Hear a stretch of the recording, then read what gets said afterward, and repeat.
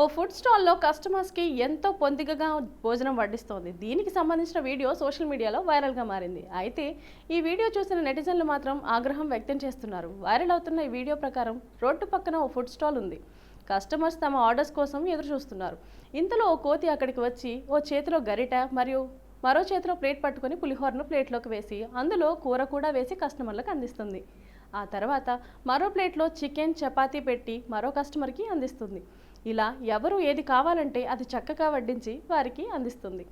ఇక ఆహారాన్ని చూడగానే తినేసే కోతులు అందుకు విరుద్ధంగా ప్లేట్లో వడ్డించడం చూసి అంతా అవాక్కవుతున్నారు. ఇక్కడున్న వారంతా ఈ కోతిని ఫోటోలు వీడియోలో తీసుకుంటున్నారు. అయితే దీనిపై ప్రజలు ఆగ్రహం వ్యక్తం చేస్తున్నారు. మాంసాన్ని ముట్టుకొని కోతి చేత ఇలా చికెన్ వడ్డిస్తున్నట్లు ఏఐ టెక్నాలజీతో క్రియేట్ చేశారు.